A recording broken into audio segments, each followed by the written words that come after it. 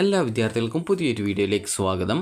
ഈ വർഷത്തെ സിപാസ് അഡ്മിഷനുമായി ബന്ധപ്പെട്ട് ബിഫാം കോഴ്സുകളിലേക്കുള്ള പ്രവേശനത്തിനായിട്ട് ഓപ്ഷൻ നൽകിയിട്ടുള്ള വിദ്യാർത്ഥികളുടെ കീമിൻ്റെ മാർക്ക് അപ്ലോഡ് ചെയ്ത് കൊടുക്കുന്നതിനുള്ള അവസരം, വിദ്യാർത്ഥികൾക്ക് കീം പരീക്ഷയിൽ ലഭിച്ചിട്ടുള്ള മാർക്ക് അപ്ലോഡ് ചെയ്ത് കൊടുക്കാനാണ് വിദ്യാർത്ഥികൾക്ക് നിലവിൽ അവസരം ലഭിക്കുന്നത്.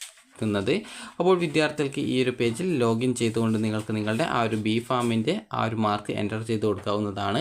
ഓൾറെഡി ബിഫാമിന് അപ്ലൈ ചെയ്ത വിദ്യാർത്ഥികൾക്കാണ് ഇതിനുള്ള അവസരം ഉള്ളത്. അപ്പോൾ വിദ്യാർത്ഥികൾക്ക് ഇതുവരെ വിദ്യാർത്ഥികൾക്ക് ഈ ഒരു നഴ്സിംഗിന് അപ്ലൈ ചെയ്ത വിദ്യാർത്ഥികൾക്ക് ഉടൻ തന്നെ അതിൻ്റെ റാങ്ക് ലിസ്റ്റ് വരികയും അതിനുശേഷം കൗൺസിലിങ്ങിനായിട്ടുള്ള അലോട്ട്മെൻറ്റ് ലെറ്റർ, അലോട്ട്മെൻറ്റ് മെമ്മോ കിട്ടുകയും ചെയ്യുന്നതായിരിക്കും.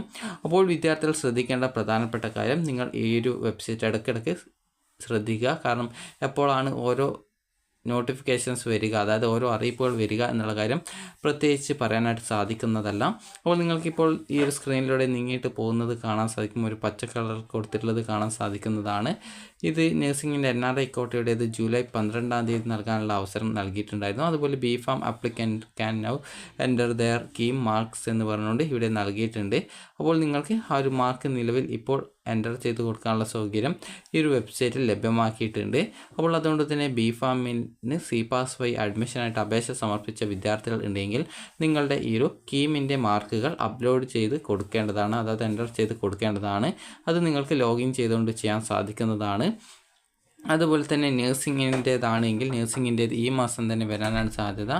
അപ്പോൾ നഴ്സിംഗിൻ്റേത് ഏകദേശം ഈ മാസത്തോടെ തന്നെ അതിൻ്റെ ആ ഒരു രജിസ്ട്രേഷനല്ല കൗൺസിലിംഗ് ആരംഭിക്കും. കൗൺസിലിംഗ് കൊണ്ട് ഉദ്ദേശിക്കുന്നത് നിങ്ങൾക്ക് കോളേജിൽ നേരിട്ട് പോയിട്ട് ഇൻ്റർവ്യൂ വഴി അഡ്മിഷൻ നേടുക എന്നുള്ളതാണ് ഉദ്ദേശിക്കുന്നത്.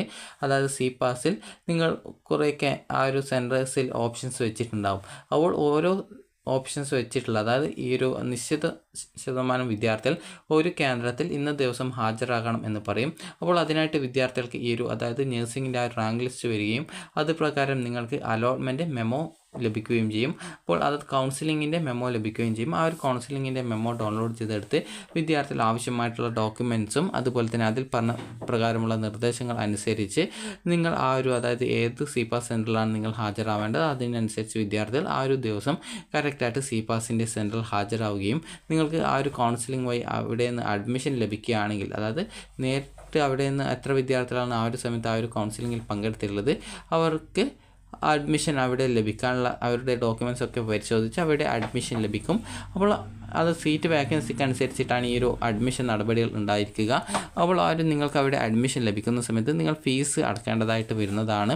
അപ്പോൾ ഫീസ് നിങ്ങൾക്ക് ഈ ഒരു വർഷത്തെ കോഴ്സ് ഫീസ് നിങ്ങൾ മുഴുവനായിട്ട് ആ ഒരു അഡ്മിഷൻ ടൈമിൽ തന്നെ അടക്കേണ്ടതായിട്ട് വരുന്നതാണ്. അപ്പോൾ ഈ ഒരു കൗൺസിലിങ്ങിൻ്റെ ആ ഒരു ഷെഡ്യൂൾ വന്ന ശേഷം വിദ്യാർത്ഥികൾക്ക് അതുമായി ബന്ധപ്പെട്ടുള്ള നിർദ്ദേശങ്ങളൊക്കെ ലഭ്യമാകുന്നതായിരിക്കും. അത് നിങ്ങൾക്ക് ഇമെയിൽ മുഖാന്തരമോ അല്ലെങ്കിൽ നിങ്ങൾക്ക് ഈ ഒരു വെബ്സൈറ്റ് ഡെയിലി സന്ദർശിക്കുന്നതിലൂടെയോ നിങ്ങൾക്ക് ആ ഒരു കാര്യങ്ങൾ മനസ്സിലാക്കാൻ സാധിക്കുന്നതാണ്. അപ്പോൾ നിലവിൽ വിദ്യാർത്ഥികൾക്ക് ബിഫാമിന് ഈ ഒരു സിപാസ് വഴി അപ്ലൈ ചെയ്തിട്ടുള്ള വിദ്യാർത്ഥികൾക്ക് നിങ്ങളുടെ ഈ ഒരു കീമിൻ്റെ മാർക്ക് നിലവിൽ വെബ്സൈറ്റിൽ അപ്ലോഡ് ചെയ്ത് കൊടുക്കാനുള്ള സൗകര്യം ലഭ്യമാക്കിയിട്ടുണ്ട്. അപ്പോൾ വിദ്യാർത്ഥികൾക്ക് ഈ ഒരു വീഡിയോ ഉപകാരപ്രദമായിട്ടുണ്ടെങ്കിൽ ലൈക്ക് ചെയ്യുക, ഷെയർ ചെയ്യുക. Thank you for watching.